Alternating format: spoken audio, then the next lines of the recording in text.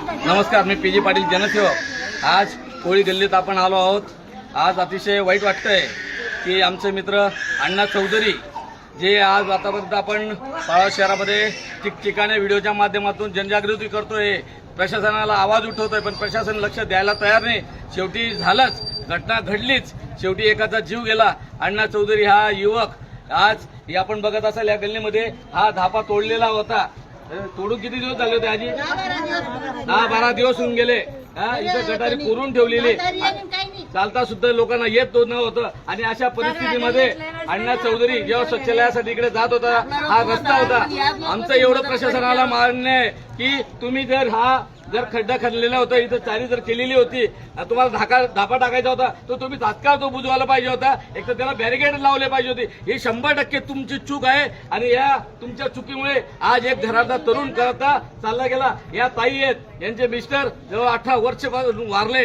आज त्या विधवा ताईचं पोट भरत होता, आपला धीर होता, तो त्या घराचा सांभाळ करत होता। हा लहान मुलगा आहे, आमच्याकडे त्याची सर्टिफिकेट सुद्धा आहे। या सर्व लोकांना, ताईंना, सगळ्यांना माहिती आहे की हा इथं पडून वारला की नाही। शेवटी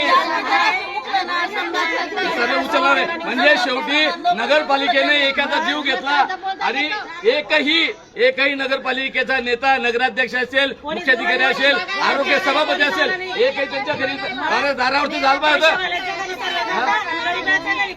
सांत्वन करा, ताई आला कोणी तुमच्या घरी? अरे तेवढी माणूस किती ठेवा, नुसतं पद आले म्हणून काय झालं? अरे एका जीव चालला गेला, घरातला करता माणूस चालला गेला, तुम्हाला माहित पडलं नाही का? माहित पडलं, एक किती दिवशी बुजला ताई? मेल्यानंतर किती दिवशी? तो व्यक्ती मरतात दुसऱ्या दिवशी कसं काय बुजलं?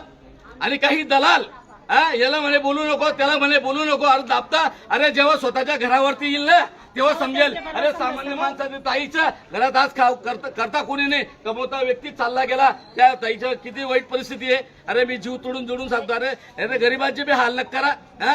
माझ्या प्रशासनाला मागणी आहे ताई, प्रशासनाला आपली मागणी आहे, नगरपालिका हा व्यक्ती वारलाय, याची भरपाई नगरपालिका प्रशासनाने दिली पाहिजे।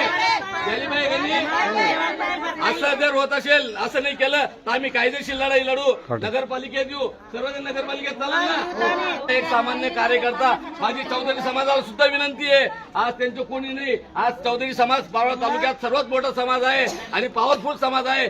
समाजाला सुद्धा आम्ही विनंती करतो की या समाजाच्या या घटकाला न्याय देण्यासाठी आपण सुद्धा सर्व चौधरी समाज पुढे यावा आणि याला न्याय मिळवून द्यावा। काय म्हणण्यात येईल?